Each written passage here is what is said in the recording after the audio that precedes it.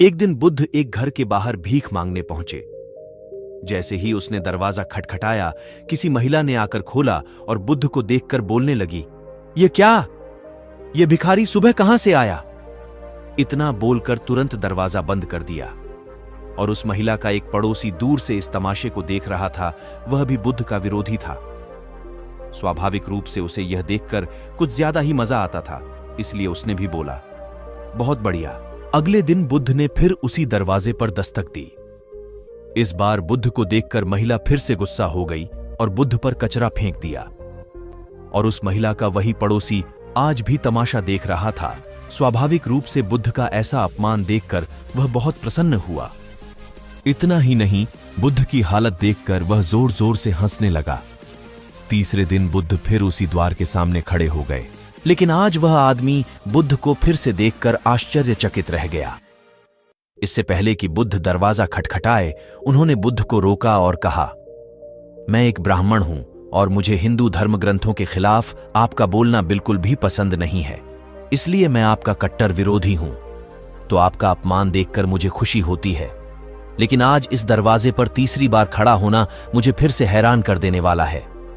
मैं आपसे पूछना चाहता हूं कि आप आज फिर यहां भीख मांगने क्यों आए, जबकि यह महिला 2 दिनों से आपका अपमान कर रही है?" बुद्ध ने मुस्कुराते हुए कहा, "यह आश्चर्य करने की बात नहीं है। आप चकित हैं, क्योंकि आपको मानव मनोविज्ञान का कोई अनुभव नहीं है। किसी का अपमान करना या किसी पर कूड़ा फेंकना भी कुछ देना होता है। हर आपाकर्षण आकर्षण का ही एक रूप है।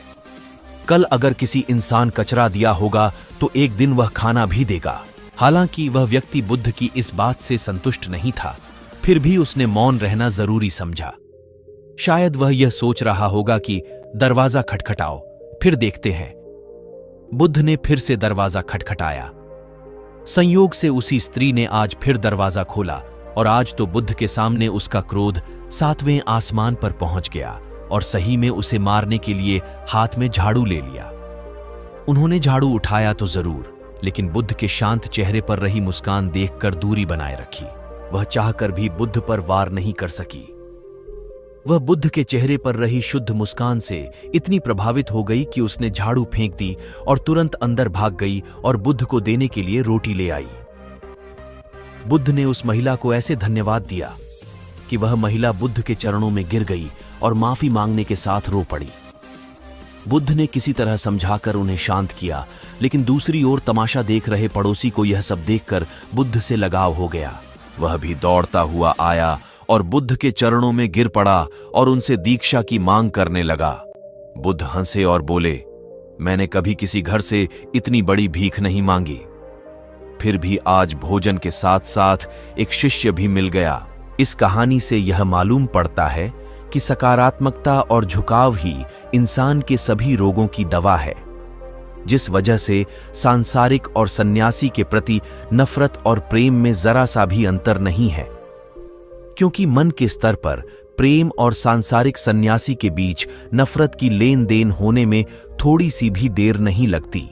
मन तभी शांत और स्थिर रह पाता है जब वह सभी तरह के लेन देन से ऊपर उठ जाए। इसलिए मिटा दें नफरत के बीज, बस दिल में सिर्फ माफ करने और प्रेम से भरी भावना रखें, तो आप हमेशा सुखी जीवन बिताएंगे। दोस्तों, उम्मीद करता हूं इस वीडियो से आपको बहुत कुछ सीखने को मिला होगा।